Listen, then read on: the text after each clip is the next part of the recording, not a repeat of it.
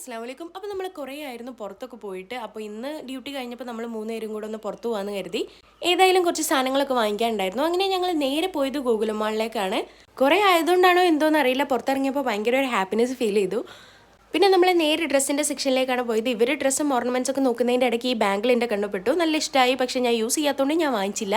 ഇവരിതൊക്കെ നോക്കുന്ന സമയത്ത് എൻ്റെ കണ്ണ് നേരെ പെർഫ്യൂമിൻ്റെ സെക്ഷനിലേക്കാണ് പോയത്. പിന്നെ നമ്മൾ അതൊക്കെ കഴിഞ്ഞതിന് ശേഷം അവിടെ നിന്ന് ഇറങ്ങി നേരെ നെസ്റ്റോ ഹൈപ്പർ മാർക്കറ്റിലേക്ക് പോയി. കുറേ സാധനങ്ങൾ വാങ്ങിക്കാനുണ്ടായിരുന്നു എന്നൊക്കെ പറയണമെന്നുണ്ട്, പക്ഷെ ഞങ്ങൾക്ക് ആകെ കുറച്ച് സാധനങ്ങൾ വാങ്ങിക്കാനുണ്ടായിരുന്നുള്ളൂ.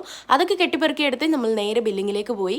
പിന്നെ അത് കഴിഞ്ഞ് അവിടെ നിന്ന് വേറൊരു ഷോപ്പിൽ കയറിയപ്പോൾ നല്ല ഹാൻഡ് ബാഗ്സ് ഒക്കെ കണ്ടു.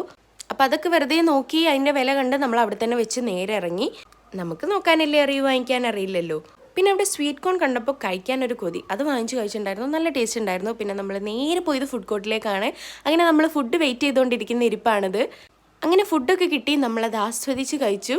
കുറേ കാലത്തിൻ്റെ ശേഷം ഇങ്ങനെ ഒന്ന് ഷോപ്പിങ്ങിന് വേണ്ടിയിട്ട് ഇറങ്ങിയതുകൊണ്ടാണോ എന്തോ അറിയില്ല, ഭയങ്കര പീസ്ഫുൾ ആയിരുന്നു. മൈൻഡൊക്കെ ഭയങ്കരമായിട്ട് റിലാക്സ് ആയി. അങ്ങനെ നമ്മൾ ഫുഡ് അടിയൊക്കെ കഴിഞ്ഞിട്ട് നേരെ റൂമിലേക്ക് വരാനുള്ള പരിപാടിയിലാണ്. അപ്പോൾ അത്രയൊക്കെയുള്ളൂ. അടുത്ത വീഡിയോയിൽ വീണ്ടും കാണാം. അതുവരേക്കും ടാറ്റാ.